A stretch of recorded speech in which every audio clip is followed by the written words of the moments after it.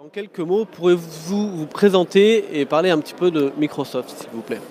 Alors, Alain Bernard, donc je suis en charge de la division entreprises et partenaires chez Microsoft France. Donc, ça veut dire que je m'occupe de tous les clients ETI, PME, PMI, TPE et de tout l'écosystème partenaire. Donc, tous ceux qui gravitent autour de Microsoft, les revendeurs de licences, mais aussi les intégrateurs, les éditeurs logiciels. Et mon objectif est d'aider tout ce petit monde à travailler ensemble et à migrer, à aider les PME françaises à être modernes et à aller vers la transformation numérique. Voilà.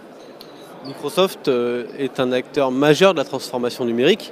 Quel est votre regard sur les problématiques que rencontrent les entreprises sur ce sujet? Déjà, les entreprises sont obligées de se transformer, puisqu'aujourd'hui, on a vu, tout le monde parle d'ubérisation, etc. Mais c'est vrai que le monde change, on est dans un monde différent. Les problématiques pour les entreprises, c'est d'abord changer la façon de travailler, changer la façon de collaborer, se moderniser en interne, attirer des talents. Et puis c'est souvent de la conduite du changement par rapport aux personnes, c'est-à-dire qu'il y a un système qui a été développé, une habitude de travailler. Donc c'est beaucoup de changements dans la façon de travailler, de collaborer, de s'étendre. Elle est là principalement la transformation numérique et en fait c'est le risque de changer de business model. Ils ont peur d'aller vers la transformation numérique parce qu'ils sont sur un modèle qu'ils connaissent et qu'ils maîtrisent.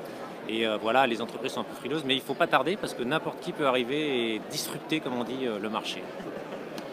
Et selon vous, quels sont les bénéfices de la transformation numérique sur ces entreprises, justement? Alors il y en a énormément.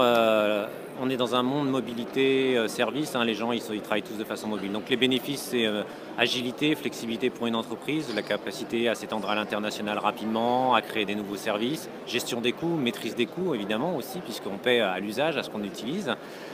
Puis après, c'est meilleure connaissance de son client, acquisition de nouveaux clients, meilleure façon de collaborer avec les outils de réseaux sociaux, etc. Ce qui permet vraiment de mieux fidéliser ses clients, de vendre des services additionnels, et puis donc d'innover. Et par mieux maîtriser ses clients, mieux maîtriser la chaîne de valeur et des services, on évite justement qu'un acteur arrive et avec des nouvelles solutions et vous passe devant. Voilà.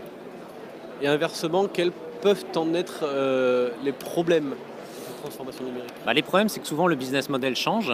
Il y a deux problèmes, il y a l'interne et l'externe. Donc en interne, il faut habituer ses collaborateurs à travailler d'une façon différente. On est dans un monde collaboratif, on est dans un monde des réseaux sociaux. Il suffit de voir comment la génération qui arrive travaille et va travailler. Donc les collaborateurs ne sont pas tous habitués à travailler de façon différente. Et donc là, il y a de la conduite du changement en interne. Il faut s'équiper avec des outils, mais il y a beaucoup. C'est pas juste des outils informatiques, c'est vraiment une façon de travailler différente. Et puis c'est aussi souvent un business model différent parce qu'on vend de plus en plus de services, Microsoft c'est le cas, donc on n'est pas payé de la même façon, c'est du service récurrent, c'est des nouveaux services à vendre, donc il faut réinventer son business model et réinventer des nouveaux services à vendre par rapport à des produits qu'on avait une façon de vendre parfois différemment. Donc c'est interne, nouvelle façon de travailler, de collaborer, et externe, nouveaux services et travailler d'une façon différente avec des services récurrents.